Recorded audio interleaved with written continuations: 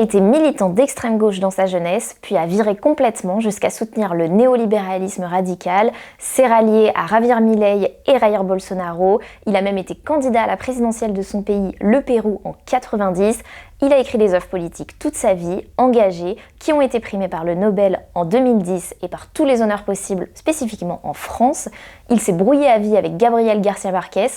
Côté vie privée, c'est tout aussi rocambolesque puisqu'il s'est marié avec sa tante, qu'il a quittée pour sa cousine. Aujourd'hui, on débroussaille toutes les contradictions et les mystères de l'œuvre et la vie de Mario Vargas Llosa.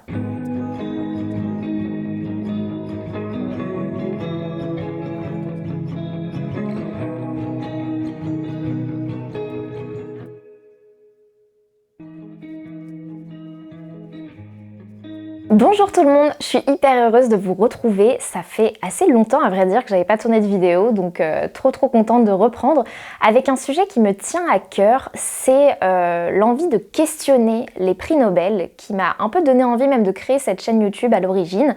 Si vous me suivez, vous avez peut-être vu la vidéo sur les Goncourt, et là c'est des vidéos qui vont se centrer sur l'œuvre complète plutôt de l'auteur, puisque c'est le principe du prix Nobel, mais j'exclus absolument pas, au contraire, de faire des vidéos aussi sur des auteurs moins connus, voilà, piocher un peu dans tout ce que la littérature peut proposer. Moi, c'est grâce au prix littéraire que j'ai pu vraiment découvrir la littérature et la littérature mondiale, notamment grâce au prix Nobel qui honore des auteurs, bon, en vérité statistiquement un petit peu occidentaux, européens, américains, mais en principe ils sont censés honorer voilà, des auteurs de tout le globe.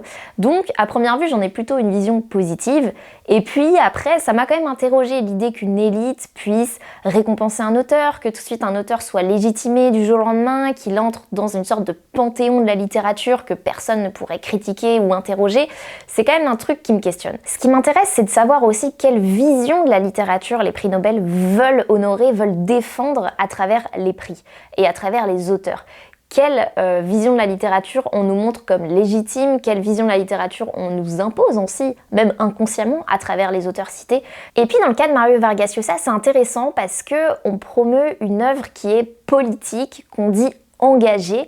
Et qu'est-ce qu'une œuvre politique et engagée lorsqu'elle reçoit l'assertiment du monde entier finalement? Depuis 1901, l'Académie des Nobel récompense un auteur pour son œuvre entière. Donc souvent c'est des auteurs pas jeunes quoi. Et en 2010, ce fut le Péruvien Mario Vargas Llosa qui a été honoré. Alors, moi j'ai lu 8 de ses œuvres, donc je prétends pas du tout être experte de Mario Vargas Llosa. Il a écrit une quarantaine d'ouvrages, donc des romans, des pièces de théâtre, des essais. Moi j'ai lu que ses romans et un essai, on va dire, mais voilà, je n'ai pas fait de thèse sur lui, c'est vraiment, cette vidéo, je l'ai construite à partir de mes ressentis subjectifs de lecture, les petites recherches que j'ai faites, mais voilà, j'ai pas fait de thèse sur lui, je prétends pas analyser son œuvre ou quoi, c'est vraiment, voilà, d'abord mon expérience de lecture que je vous partage dans cette vidéo. Donc j'ai lu 8 de ces textes, vous les voyez qui vont s'afficher à l'écran, et je vous l'ai dit dans l'ordre entre guillemets de lecture dans lequel je les ai lus, mais vous allez voir un peu les dates aussi de parution, donc j'ai essayé de piocher un peu dans toutes les époques.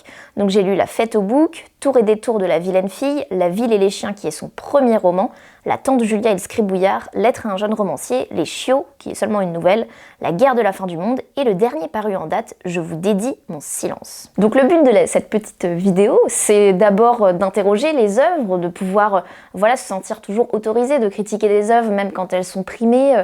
Voilà, il n'y a pas d'œuvre intouchable je pense en littérature, et j'espère que cette vidéo vous permettra vous-même de vous sentir légitime à avoir un regard critique sur les œuvres qu'on lit, et puis d'entrer un peu dans cette vie un peu folle, assez rocambolesque et pleine de contradictions et de mystères, et donc s'il y a contradiction, il y a littérature. Donc on va entrer un peu en détail dans le style de Mario Vargas Llosa, dans ses œuvres, dans celles que je vous conseillerais ou pas en fonction de ce que vous voulez découvrir ou en fonction aussi de votre appétence à la lecture.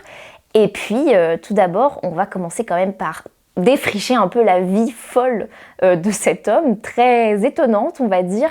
Je vais pas faire, je vous rassure, un tunnel année par année, mais revenir sur 5 étapes très importantes, il me semble, pour comprendre son œuvre. En général, je suis pas toujours sûre qu'on puisse expliquer les œuvres d'un auteur à partir de sa vie, mais Mario Vargas Llosa a souvent dit qu'il se servait quand même d'expériences vécues pour raconter ses livres, et dans son cas, il y a quand même des épisodes de sa vie qui vont vraiment parsemer toute son œuvre. Donc je vous propose 5 petites étapes, entre guillemets, pour mieux cerner un peu le personnage déjà. Bon, évidemment, on va commencer par le commencement, son enfance. Il est né en 1936 au Pérou et en fait son père va tout de suite quitter le foyer familial, donc il est élevé par sa mère, donc voilà, dans une famille monoparentale mais relativement aisée puisqu'il a accès à la lecture et il commence déjà à écrire dans un pays qui est encore assez analphabète. Donc voilà, il commence son enfance très tranquillement, il rêve déjà d'écriture et puis à ses 10 ans son père revient et c'est un choc pour lui parce qu'en fait on lui avait même dit qu'il était mort, qu'il avait disparu, donc il s'attendait vraiment pas à le revoir, donc premier choc. Et le deuxième, c'est que son père, en voyant ce petit garçon élevé par sa mère passionné de lecture, il le trouve, entre énormes guillemets, efféminé. Et c'est vraiment la pire insulte pour ce père qui est très machiste.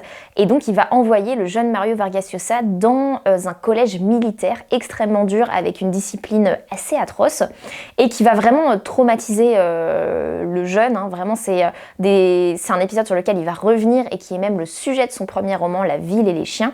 Il découvre non seulement un environnement avec un cadre très difficile, une discipline très dure, mais aussi un environnement où la virilité est une valeur suprême. Et ça, c'est quelque chose qui va vraiment travailler tout au long de son œuvre.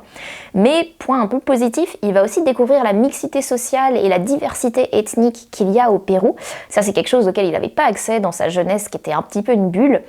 Et c'est aussi quelque chose qui va travailler dans son œuvre, de décrire ce pays dans sa diversité. Donc il va vraiment découvrir un environnement très violent, et il sera violé par un religieux à l'âge de 12 ans. C'est un événement sur lequel il va revenir à la fin de sa vie. La deuxième période clé qui me semble assez intéressante à explorer, c'est son rapport à l'écriture dans sa jeunesse. Alors, il est journaliste, d'une part, et il est aussi étudiant en littérature. Donc la littérature, c'est pas quelque chose vers lequel il se dirige par hasard. C'est vraiment une vocation depuis tout le temps et il a essayé d'écrire par différents moyens dès l'entrée dans la vie active, si je puis dire.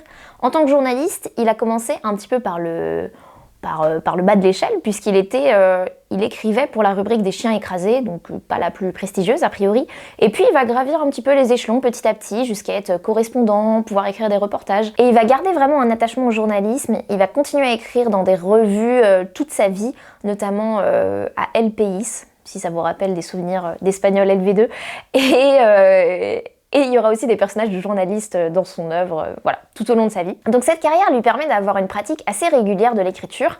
À côté, il étudie la littérature, donc il fait une thèse en littérature, et puis il est très nourri de littérature européenne, et notamment française. Voilà, il connaît très bien l'œuvre de Jean-Paul Sartre, il a écrit un essai sur Flaubert, donc vraiment quelqu'un qui est aussi spécialiste, on va dire, de littérature. Et à la toute fin de son dernier livre, Je vous dédie mon silence, il fait une petite note en disant qu'il aurait aimé écrire un dernier livre avant de mourir, qui serait un essai sur Jean-Paul Sartre que, a priori, il n'a pas pu finir. Et puis après sa thèse de littérature, il va aller à Paris. Et c'est pas par chauvinisme que j'inclus l'épisode parisien et européen dans cette petite traversée biographique, mais vraiment parce que c'est un moment central, parce qu'en fait, il va à Paris parce qu'il demande, je crois, une bourse de recherche qu'il va pas avoir, donc il sera prof d'espagnol et journaliste à l'AFP, mais c'est durant son séjour à Paris et en Europe qu'il va rencontrer les autres auteurs importants de ce qu'on a appelé le boom latino-américain, c'est-à-dire une génération d'auteurs issus d'Amérique latine qui vont un peu replacer l'Amérique latine sur le panthéon littéraire, voilà, sur le planisphère littéraire. C'est vraiment à ce moment-là qu'on s'est intéressé à ces littératures grâce à des gens comme Julio Cortázar en Argentine, Carlos Fuentes au Mexique et en Colombie, Gabriel García Márquez qui aura aussi le prix Nobel de littérature. C'est en Europe, paradoxalement, que Mario Vargas Llosa les rencontre et en fait il a une espèce de prise de conscience que l'espagnol, parce que tous ces pays que j'ai cités écrivent en espagnol, parlent en espagnol, et bien l'espagnol, ça peut être une manière de rendre un peu cohérente ce territoire d'un point de vue littéraire, et c'est à partir de là que vraiment cette génération d'auteurs va un peu émerger. La grande particularité de Mario Vargas Llosa dans ce mouvement, le boom, c'est qu'il n'est pas du tout attaché au réalisme magique. Ça, c'est vraiment un truc, quand on pense littérature latino-américaine, on voit réalisme magique parce qu'on pense surtout à Gabriel García Márquez, c'est-à-dire, voilà, tout ce pan de la littérature qui mêle des éléments merveilleux, irréels au sein de la narration, narration. Là, Mario Vargas Llosa, c'est pas son terrain du tout. Lui, il va vraiment être un réaliste dans le sens un peu pur du terme, décrire le réel, produire voilà une image du réel, dialoguer avec le réel, mais en aucun cas il y aura des traces de fantastique, ou en tout cas peut-être qu'il va dialoguer par moments avec ce mouvement, mais c'est pas son terrain. Et puis petit point gossip quand même, il faut revenir sur la brouille légendaire entre Mario Vargas Llosa et Gabriel García Márquez. Donc les deux, c'est vraiment les deux géants de la littérature latino-américaine. Ils représentent vraiment les deux tensions, on va dire stylistiques, qui émergent dans ce territoire. Donc ils se sont très bien entendus jusqu'aux années 70, où en fait à la fin d'une représentation théâtrale en 76, Mario Vargas Llosa va carrément foutre un coup de poing à Gabriel García Márquez. Il y a des photos, il a un œil au beurre noir et tout. Et on ne sait pas pourquoi, officiellement. Évidemment, certains diront à cause d'une femme, parce qu'il y a peut-être une histoire de tromperie, un tel a couché avec la femme d'un tel, bref. Ou pour des brouilles vraiment politiques. Mais en fait, ils se sont jurés de ne pas révéler le secret de leur dispute. Et voilà, Gabriel García Márquez, il est mort en 2014, Mario Vargas Llosa en 2025.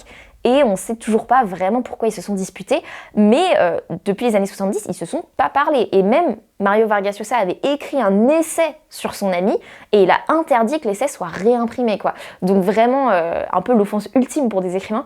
Donc vraiment, on ne sait pas pourquoi ils se sont disputés.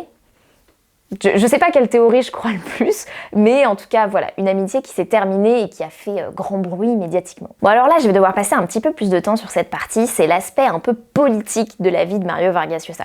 En fait, moi, pour être honnête, c'est ça qui m'a fait m'intéresser à ses œuvres. C'est cet écrivain qui écrit des œuvres politiques, engagé, on va questionner cette notion plus tard, engagé et qui s'engage finalement dans la vie. Ça, c'est un truc que je trouve assez intéressant. Et puis aussi cette contradiction, parce qu'en fait, il commence par être vraiment proche de l'extrême gauche dans sa jeunesse. Il soutient la révolution communiste, vraiment il a des idéaux communistes, il soutient la révolution à Cuba.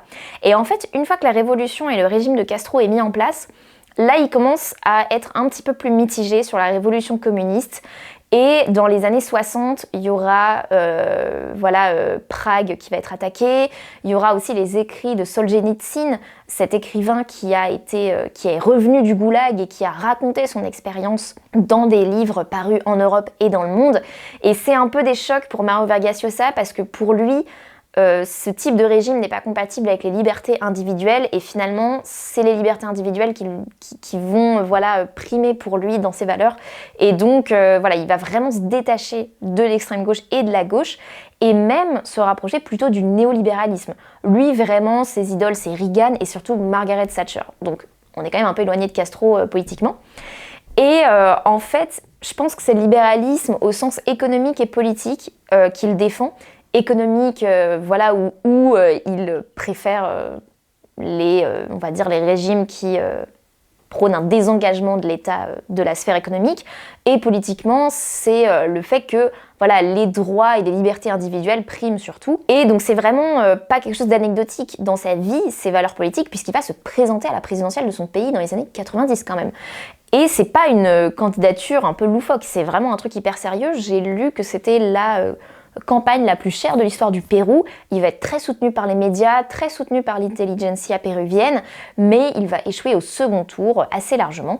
Et ça va être un peu un choc pour lui, si bien qu'il va partir en Espagne et demander la naturalisation espagnole. Et en Europe, il reste cohérent avec cette défense du libéralisme, mais qui va devenir vraiment de plus en plus conservateur. Il soutiendra Berlusconi en Italie, par exemple. Et à la fin de sa vie, il va carrément appuyer les campagnes de candidats comme Javier Milei en Argentine et Jair Bolsonaro, donc plutôt classé à l'extrême droite chez nous. Et en fait, ce qui va être assez intéressant, c'est que son œuvre littéraire, elle va pas être en totale contradiction avec sa pensée politique, mais on va voir un peu plus dans le détail qu'elle va quand même discuter un peu avec sa persona et ses idéaux politiques, et ça va être vraiment intéressant. Et puis voilà, dernier petit point dans notre traversée un peu de la vie de Mario Vargas Llosa, pour essayer de voir un petit peu ce qu'il incarnait à la fin de sa vie, au moment de sa mort l'année dernière. C'était l'écrivain péruvien le plus connu au monde, sacralisé de partout, donc prix Nobel en 2010, et en France aussi, il a reçu pas mal d'hommages, vraiment spécifiquement en France, parce que d'une part, il est très francophile, il parle le français assez bien, et donc il est facile à inviter à la télé, à la radio, donc médiatiquement déjà il existait vraiment avant même son prix Nobel, si je puis dire. C'était pas une surprise qu'il ait eu le prix Nobel, c'était déjà un écrivain assez connu. Et en France, il a reçu par exemple 2 honneurs suprême, si je puis dire. Il est entré de son vivant dans la collection de la Pléiade, c'est le premier écrivain étranger à avoir cet honneur-là, et il a souvent dit que c'était la récompense qu'il avait préférée de sa vie, sympa. Et le deuxième truc, c'est il est rentré à l'Académie française. Alors, d'une part, il n'a jamais écrit de roman en français, ni de texte en français, donc ça c'est aussi une première, et il a dépassé la limite d'âge pour entrer, qui était déjà à 75 ans, mais bon, vu l'endroit, c'est pas non plus un énorme choc, quoi. Mais ça a fait un peu plus parler parce que bon, l'Académie française tergiverse sur les règles du français et donc un écrivain étranger, a priori, c'est un peu étonnant, mais bon, j'avoue que c'est des querelles de chapelle qui ne nous intéressent guère. Mais voilà, donc en France, il était très respecté. Et au Pérou, au moment de sa mort, même si les Péruviens n'ont pas très bien pris apparemment le fait qu'il soit parti en Espagne, lorsqu'il est mort, le gouvernement péruvien a décrété une journée de deuil national, tous les drapeaux ont été mis en berne, donc voilà, quand même une figure de la vie intellectuelle péruvienne assez importante. J'aurais trop voulu vous intégrer une petite archive, voilà, durant cette période, cette période de la vidéo, c'est peut-être bien dire, mais durant ce moment de la vidéo, mais je me suis renseignée auprès de l'INA et ça coûtait 650 €, donc je vous conseille d'aller voir sur internet si vous voulez voir ou entendre parler Mario Vargas Llosa. Vous avez peut-être un peu mieux cerné le personnage, donc voilà, sacralisé, légitimé par de partout et en même temps plein de contradictions, donc terreau de littérature possible. Voilà, je pense que ça ne nous empêche pas d'avoir un petit regard un peu critique sur son œuvre et c'est à présent maintenant le moment enfin d'entrer vraiment plus en détail dans les écrits de Mario Vargas Llosa. Alors pour vous situer un petit peu mon rapport à l'œuvre de Mario Vargas Llosa, ça fait pas si longtemps que je le lis. En fait, à vrai dire, j'avais trouvé d'occasion La Fête au bouc, qui est peut-être son livre le plus connu, et je l'avais trouvé l'année dernière, juste avant qu'il meure, et donc j'ai dû lire un peu à cette période-là, quoi, quand il est mort. Et voilà, c'est un auteur dont j'avais entendu parler, mais comme moi j'aime beaucoup le réalisme magique, le fait qu'il s'en écarte me donnait un tout petit peu moins envie de le lire. Mais j'ai adoré ce livre, et notamment la fin, qui est un des trucs qui m'a le plus marqué de ma vie. Et donc juste après, dans la foulée, j'ai lu Tour et détour de la vilaine fille, parce que le titre est assez iconique, je trouve, mais que j'ai beaucoup aimé dans un registre totalement différent. Et on va y revenir, il y a vraiment 2 pans dans son œuvre, il me semble. Et puis ça, c'était l'année dernière. Après, j'ai eu l'idée de créer la chaîne YouTube où je me suis dit que ça pouvait être cool d'interroger les Nobel et tout, de partir vraiment des œuvres pour questionner ces écrits-là et tout. Et je me suis dit, pourquoi pas commencer par Mario Vargas Llosa, parce que j'avais un bon aperçu de ses œuvres précédentes et j'avais vraiment envie de le retrouver en tant qu'auteur. Et donc là, après, c'est là que j'ai pu en lire d'autres. Et donc, après La guerre de la fin du monde, qui a été plutôt une souffrance, on va le dire. Là, je me suis dit, bon, je vais peut-être arrêter là un peu ma lecture pour un temps. J'ai juste lu le dernier pour un peu clore ma petite période de lecture. Mais j'exclus pas d'en lire dans le futur, mais voilà, j'en ai lu... j'ai passé un petit mois en vrai avec lui à en lire et tout. C'est toujours sympa quand on commence à reconnaître un peu un auteur, je vais pas dire quand on vit un peu avec lui, mais qu'on a l'impression de retrouver quelqu'un et qu'on continue un peu un dialogue au fil des semaines et tout. Je sais pas si vous, dans vos pratiques de lecture, vous avez l'habitude des fois de faire des phases où vous lisez qu'un seul auteur de façon un peu obsessionnelle, mais franchement c'est un truc que je recommande et tout. Même des œuvres qu'on n'aime pas forcément, des fois ça nous permet aussi de questionner, de mieux comprendre celles qu'on aime et tout. Donc vraiment voilà, c'était quand même des moments de lecture que j'ai plutôt appréciés. Et en fait, ce qui est assez marrant, c'est que je me suis rendu compte que ce que j'avais préféré dans l'œuvre de Mario Vargas Llosa, c'était pas forcément ce que l'Académie Nobel avait mis en avant. Parce que à chaque fois qu'ils attribuent le prix, il y a un petit discours où ils disent en une phrase pourquoi l'œuvre a été primée. Et en 2010, ils ont dit, je vous dis les mots exacts de l'Académie, donc l'Académie honore Mario Vargas Llosa pour, je cite, sa cartographie des structures du pouvoir et ses images aiguisées de la résistance de l'individu, de sa révolte et de son échec. Donc c'est vraiment pour le pan politique qu'il a été récompensé. Là on le voit très clairement, cartographie du pouvoir, révolte. Et révolte, ça sonne un peu de gauche, je sais pas ce que vous en pensez, mais c'est vrai que déjà il y a une première contradiction un peu entre ce qu'il incarne politiquement et ses œuvres.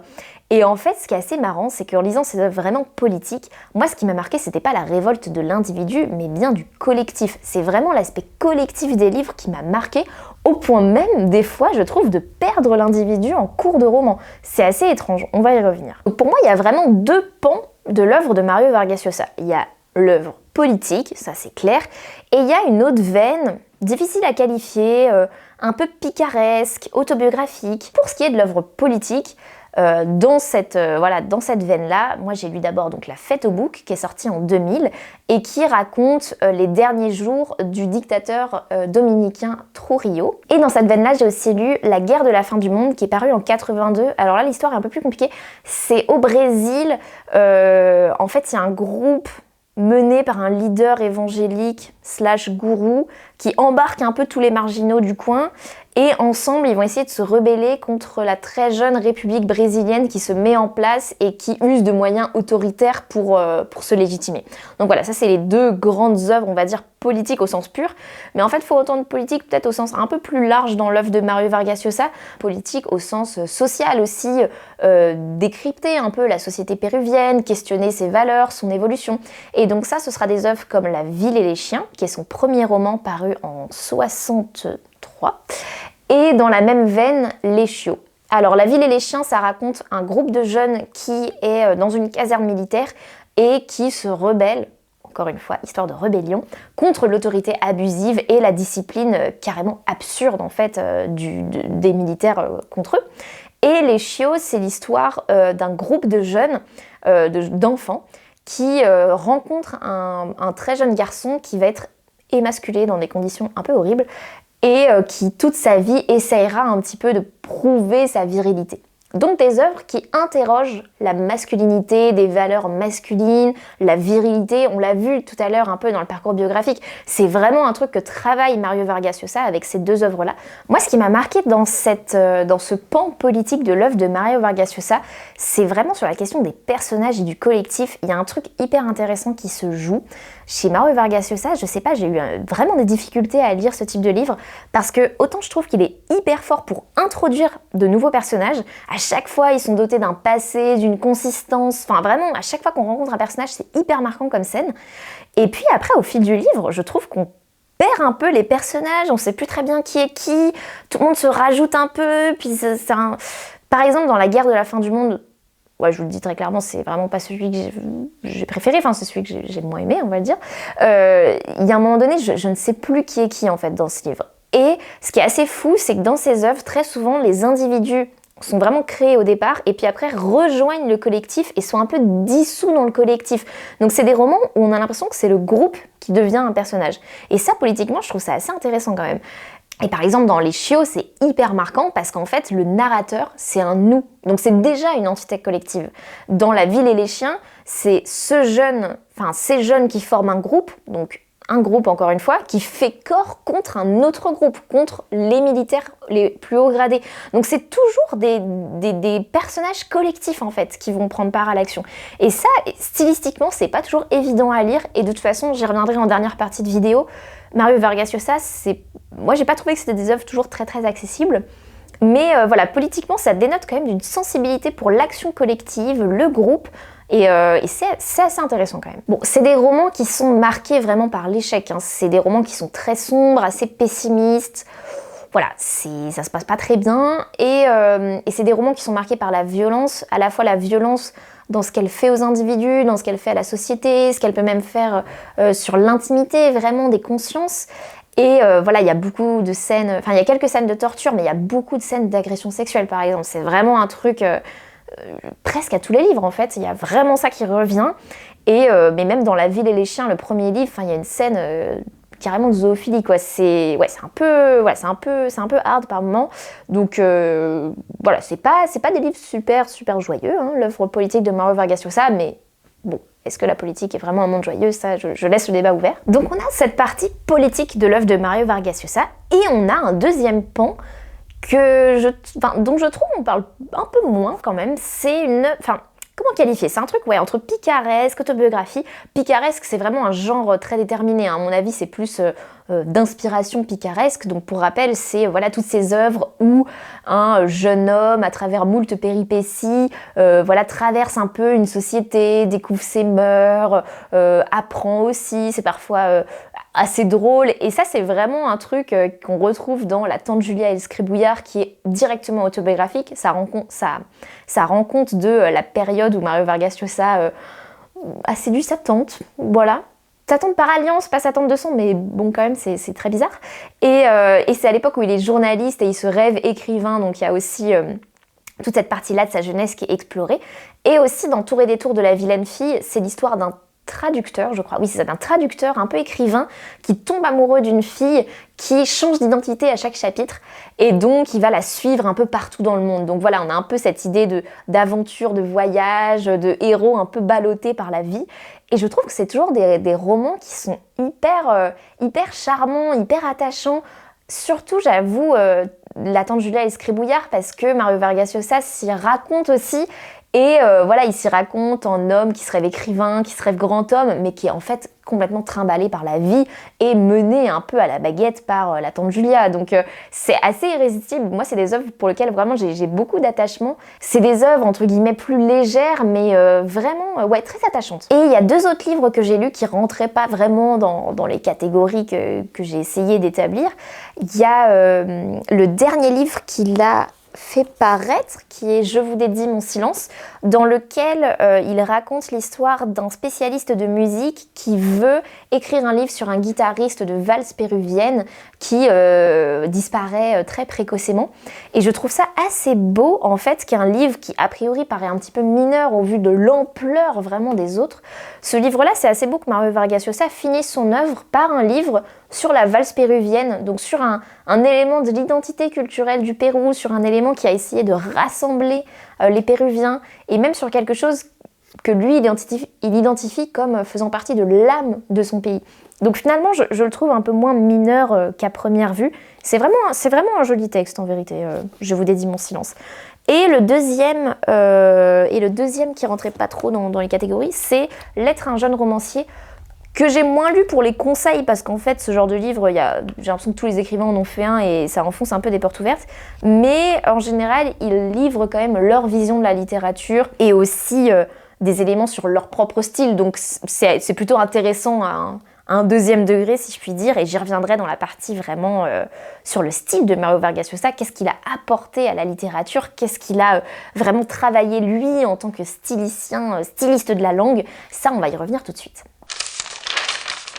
Alors, autant il y a des écrivains qu'on reconnaît en une page, bon, Céline, hein, pour ne citer que lui, on lit une page, on sait que c'est lui, autant il y en a, c'est un peu plus à l'échelle des chapitres, j'ai l'impression qu'on les reconnaît, et Mario Vargas Llosa, c'est vraiment ça, c'est vraiment, on lit 2-3 chapitres, on sait que c'est lui. Et franchement, en lisant plusieurs de ses œuvres, dès le début, j'ai l'impression de le retrouver, de reconnaître, de réentendre sa voix. Mais c'est vraiment au niveau des chapitres que quelque chose se joue, notamment parce que pratiquement tous ses livres sont construits sur un principe très simple qui est l'alternance des chapitres. Un chapitre sur l'histoire principale, un chapitre sur une histoire secondaire, sur d'autres personnages.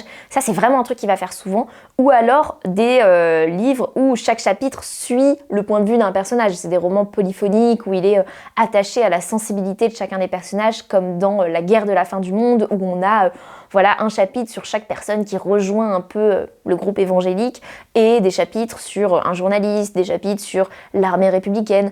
Par exemple, dans La Tante Julia Escribouillard, c'est encore plus intéressant, je trouve, parce qu'en fait, il a les chapitres sur sa vie, la tante Julia, l'écrivain, le journaliste, enfin, la vie de Mario Vargas Llosa. Et à chaque fois, on alterne avec des chapitres qui sont des espèces de nouvelles, avec tout le temps une chute de fou, enfin un cliffhanger vraiment dingue.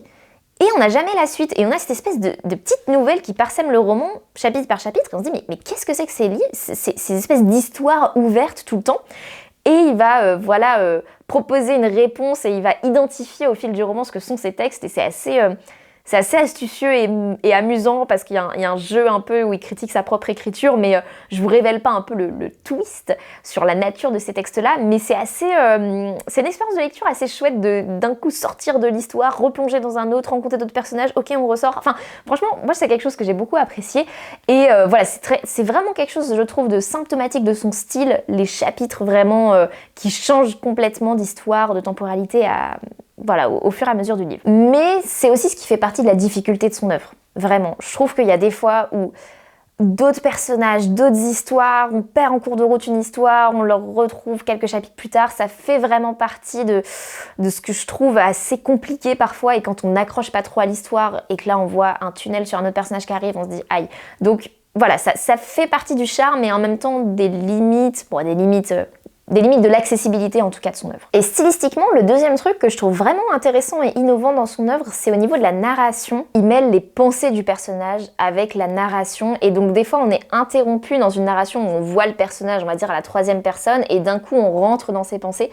Et ça, c'est vraiment un truc qu'il fait très habilement, et il en abuse pas. C'est vraiment par touche parfois, et du coup ça rend ces passages-là vraiment marquants. Et je trouve que c'est un truc qui est très très beau. J'ai lu qu'il avait été beaucoup inspiré par Faulkner, et du peu que j'ai lu de Faulkner, je pense que c'est là vraiment l'inspiration au niveau de la narration. Donc le plus simple, c'est que je vous lise un mini extrait pour que vous voyez un petit peu la plume de cet auteur. Et j'en ai pris un de La Fête au bouc au tout début. Donc on est... alors, il est où? Il est là. Donc en fait, dans La Fête au bouc, il y a trois parties du livre. Il y a les derniers jours du dictateur, l'organisation de son assassinat par un groupe de rebelles, et le retour au pays, plusieurs années plus tard, de Urania, une jeune femme qui va voir son père mourant et qui a été un des soutiens de ce dictateur. Et donc le livre s'ouvre avec le retour d'Urania au pays. Et voilà, il y a un petit extrait qui, à mon avis, rend compte de ce mélange un peu des niveaux de narration. J'espère que ça vous plaira. Urania aperçoit par endroits la chaussée entre les palmiers et les amandiers qui bordent le boulevard du Malécon. La mémoire lui rend cette image, de ce jour-là, de la fillette conduite par la main de son père, entrant au restaurant de l'hôtel pour déjeuner seuls tous les deux. On leur avait donné une table près de la fenêtre, et à travers les rideaux, Uranita apercevait le vaste jardin et la piscine avec ses plongeoires et ses baigneurs. « As-tu bien fait de revenir ? Tu vas le regretter, Urania. Gaspiller une semaine de vacances, toi qui n'avais jamais le temps de connaître tant de villes, de régions, de pays que tu aurais aimé visiter, les cordillères et les lacs gelés de l'Alaska par exemple, et pour revenir sur cette petite île où tu t'étais juré de ne jamais remettre les pieds ? Symptôme de décadence ? Sentimentalisme de l'âge ? Curiosité, rien d'autre.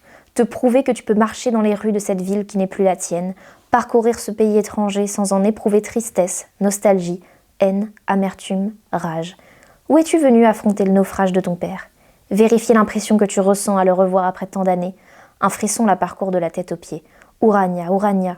Et si après toutes ces années tu te découvrais, sous cette petite tête volontaire, ordonnée, imperméable au découragement, et derrière cette force d'âme qui fait l'admiration et l'envie des autres, un cœur tendre, effarouché, meurtri, sentimental, elle se mit à rire. Arrête tes idioties, ma petite. Elle enfile ses baskets et son survêtement, emprisonne ses cheveux dans une résille, boit un verre d'eau froide et s'apprête à allumer la télé. Voilà, ce mélange entre les pensées du personnage, la narration, un souvenir aussi qui s'immisce en plein milieu d'un paragraphe, ça c'est vraiment un jeu que je trouve assez cool. Et en vérité, j'aurais peut-être aimé qu'il en fasse encore plus de moments vraiment libres. C'est un truc qui caractérise beaucoup La Fête au bouc, qui est un roman des années 2000, donc quand même, on va dire, de la dernière partie de son œuvre. Donc vraiment, moi j'aime beaucoup. Et il y a aussi un autre truc stylistiquement un peu dans le même genre, c'est dans Les Chiots. Alors là, vous voyez une version que je vous conseille si vous avez des souvenirs un peu de l'espagnol du lycée, parce que c'est une édition bilingue, donc il y a vraiment une page en espagnol, une page en français, et du coup, quand vous comprenez pas trop, vous lisez la page en français, c'est ce que j'ai fait. Et en fait, dans ce livre-là, comme il y a cette espèce de narrateur collectif là, qui est un nous, et des fois, en fait, on a des personnages qui sortent un peu du narrateur collectif pour être regardés par le groupe. Je sais pas trop si c'est clair, mais narrativement, c'est hyper intéressant. Et en plus, c'est une nouvelle vraiment assez courte. En français, je crois qu'elle est dans une collection, vous voyez, les livres à 2 €. Donc, hyper intéressant. Donc, c'est vraiment des textes qui nous mobilisent en tant que lecteurs. On n'est pas passif, vraiment, c'est... Parfois, voilà, faut un peu se concentrer vraiment pour lire, quoi. C'est des œuvres qui nous engagent. Alors, plus généralement, on a des pistes un peu pour comprendre le style de Mario Vargas Llosa dans ce petit livre-là, Lettre à un jeune romancier. Déjà, il dit toujours partir du réel pour écrire. Il part soit d'une expérience vécue, soit d'un fait divers. Et puis, ce qui est assez marrant, c'est que quand on entend réalisme, je sais pas si vous c'est pareil, mais moi je pense tout de suite à Balzac, à ces auteurs-là un peu qu'on a étudiés au lycée, qui vont un peu nous faire des tunnels de description, que j'adore par ailleurs. Mais c'est pas vraiment le point de Mario Vargas Llosa. Lui, il est assez critique de la description par exemple. Et souvent dans ses livres, il y a un peu ce truc où on va droit au but, quoi. Moi j'aime bien les descriptions, donc des fois j'aurais bien aimé se poser un peu plus dans le texte, mais ouais, c'est des œuvres où il se passe vraiment des choses, quoi. On va vraiment d'événement en événement, il perd pas son temps, quoi. Un autre truc vraiment marquant dans ce livre, c'est sur ses références en littérature. En fait, il va beaucoup mobiliser d'auteurs européens, Rob Grillet du nouveau roman par exemple, Faulkner dont on a parlé, Balzac, et aussi des auteurs sud-américains plus ou moins connus, et son idole, j'ai quand même l'impression que c'est Julio Cortázar. Et c'est marrant parce que cette tension entre littérature européenne auquel il se réfère comme un idéal et littérature sud-américaine à laquelle il est rattaché de fait et dont il révèle toujours la richesse, l'étendue, c'est un peu une tension qu'on va retrouver même dans ce que lui il incarne. Parce qu'en fait, au moment où il a le prix Nobel, d'un coup il devient auteur mondial, auteur cosmopolite. C'est vraiment un truc que le Nobel efface un peu, c'est la spécificité, on va dire, régionale, nationale des auteurs. À chaque fois, il rejoignent une espèce de panthéon mondial de la littérature, alors que Mario Vargas Llosa, oui, il se réfère à des auteurs européens, mais il parle vraiment pratiquement dans tous ses livres de l'Amérique latine, quand c'est pas directement même du Pérou. Donc c'est aussi un auteur qui dialogue sur l'Amérique latine, pour l'Amérique latine, on pourrait dire. Et donc c'est marrant que cette tension, elle se retrouve aussi dans ses références, je trouve. Et en piochant un petit peu dans toutes les époques, dans ma mini-phase obsessionnelle Mario Vargas Llosa en tant que lectrice, j'ai quand même l'impression que c'est un auteur d'une immense cohérence. Enfin, on le reconnaît tout le temps, à toutes les périodes de son œuvre. Enfin, je dis pas qu'il n'a pas évolué dans son œuvre, j'ai pas ce niveau-là d'analyse pour voilà, justifier ça, mais j'ai l'impression qu'il est toujours assez cohérent. Et ce qui est assez amusant, c'est que j'ai quand même l'impression qu'il se libère un peu dans son écriture, où ses premiers romans sont très sérieux, très... voilà, il y a très peu d'humour, et petit à petit, il va oser faire des choses plus légères, il va oser être dans le second degré, être un peu plus dans l'autodérision aussi, donc on sent que... Mais peut-être que c'est aussi brouillé parce que j'ai lu spécifiquement cela, mais j'ai l'impression qu'il ose... Voilà, prendre un peu de liberté un peu avec la réalité et oser un peu quelque chose d'un petit peu plus léger et par là même quelque chose d'un petit peu plus personnel aussi. C'est l'heure maintenant de vous en conseiller si vous voulez découvrir à votre tour les œuvres de Mario Vargas Llosa. Alors il y en a 3 que je conseillerais un peu par ordre de difficulté de lecture entre guillemets, et puis en fonction un peu de ce que vous cherchez dans l'œuvre de Mario Vargas Llosa. Le premier que j'ai envie de vous conseiller, c'est La Tante Julia Lescarbouillard. Vraiment, j'adore ce livre. Je sais pas s'il y a des lecteurs de Pénac, mais dans la saga Malocène, il y a aussi un personnage qui s'appelle la Tante Julia. J'ai pas trouvé de lien entre les deux, mais si quelqu'un est expert, dites-moi s'il y a un lien aussi, si c'est juste une coïncidence, mais c'est marrant.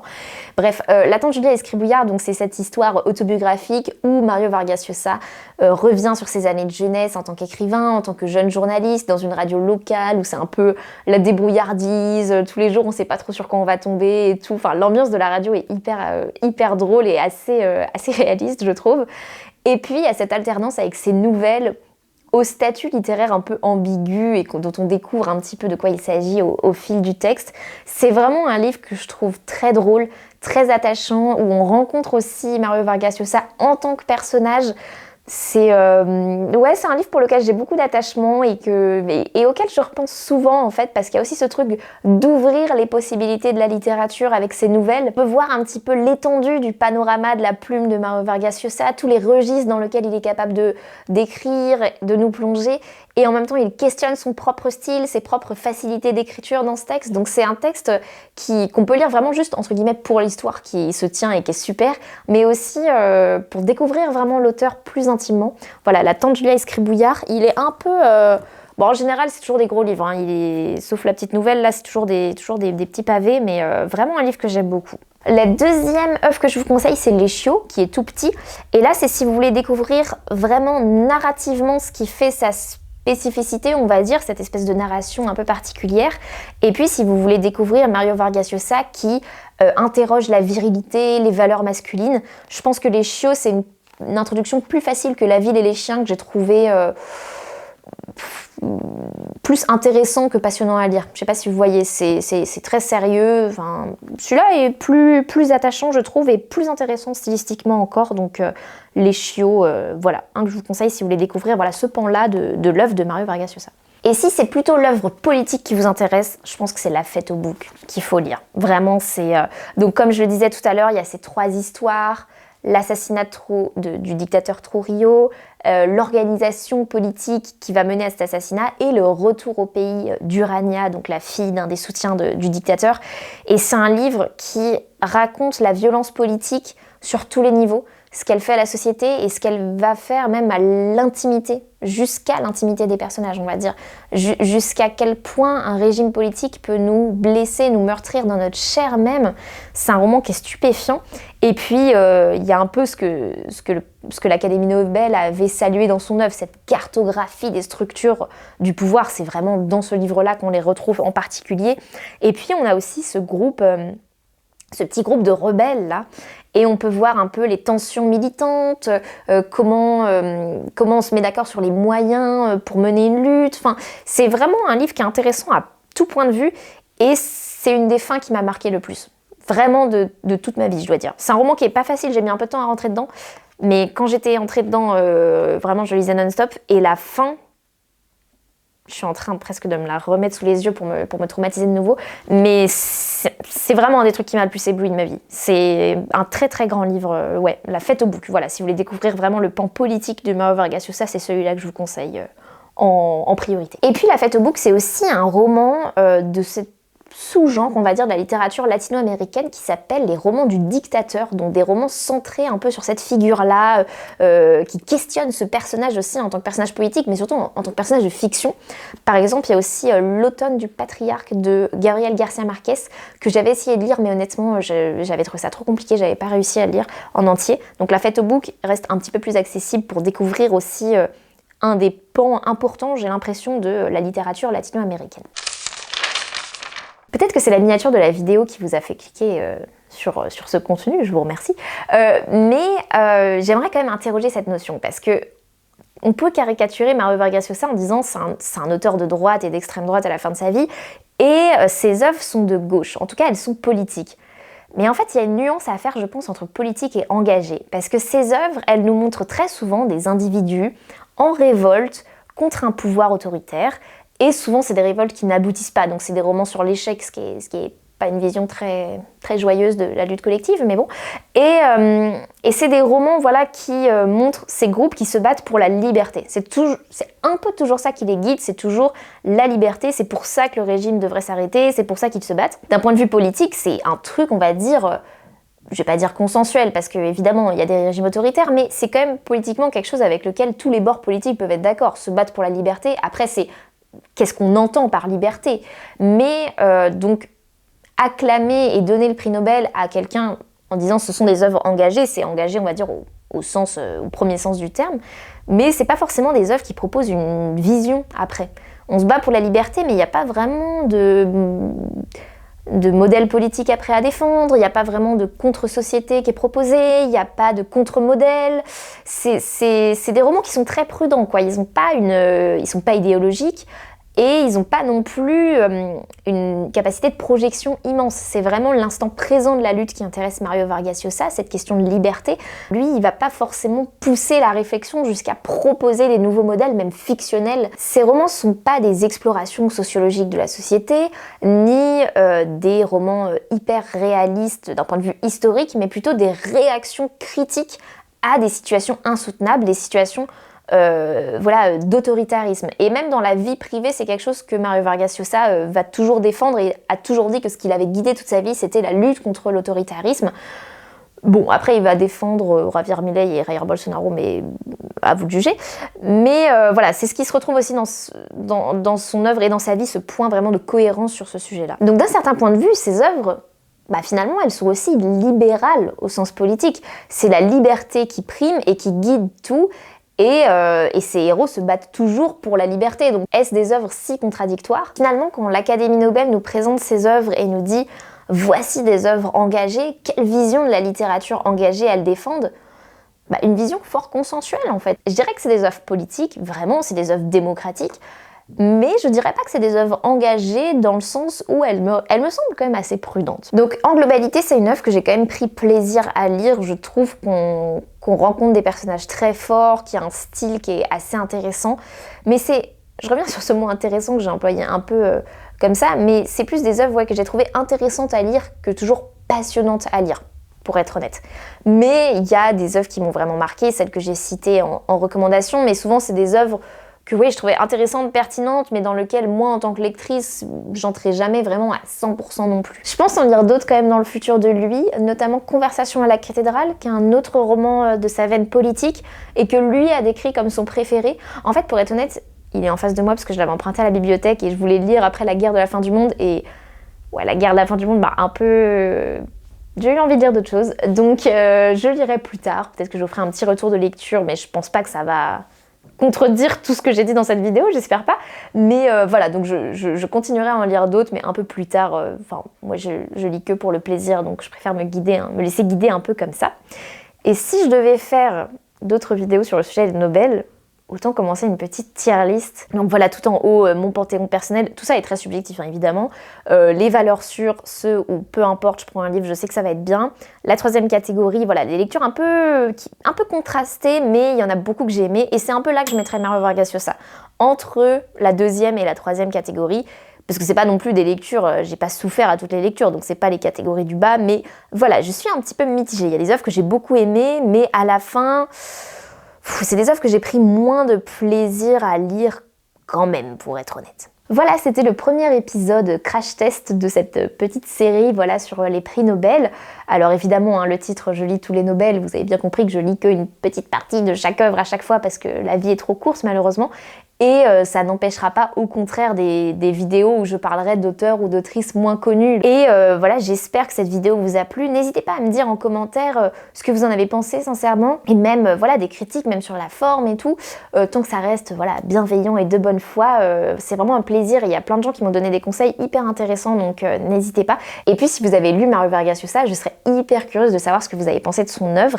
Si jamais les pistes que j'ai proposées de lecture subjective vous ont parlé, si vous tiquez sur des trucs, ou si vous avez des œuvres que vous avez lues et que j'ai pas lues, partagez-les. Enfin, n'hésitez pas vraiment à venir intervenir dans ce débat sur cet auteur. Et puis, proposez-moi des auteurs pour les prochains épisodes sur les Nobel, s'il y a des œuvres que vous avez envie, voilà, d'explorer, n'hésitez pas à me proposer. Moi j'ai des petites idées, mais si vous me convainquez, je peux changer d'avis. Voilà, je vous laisse avec les crédits des photos pour faire ça sérieusement et avec une musique très cool qu'un ami a composée qui s'appelle Alex Faramir. N'hésitez pas à voir, voilà, il est disponible sur plein de sites, je vous mets ça en barre de description. Et puis si vous voulez, voilà, des retours de lecture un peu plus quotidiens, vous pouvez me suivre sur Instagram, je vous mets le compte juste à côté. Merci beaucoup à Diane, toujours présente derrière la caméra, toujours là même pour faire tomber ma plante verte, juste là qui a souffert devant cette vidéo. Merci à Raphaël pour le prêt du micro, et quant à moi je vous dis à la prochaine fois, et lisez bien. Lumière, juste un petit t'arrête. Plus de lumière, juste un petit t'arrête. Plus de lumière, juste un petit t'arrête.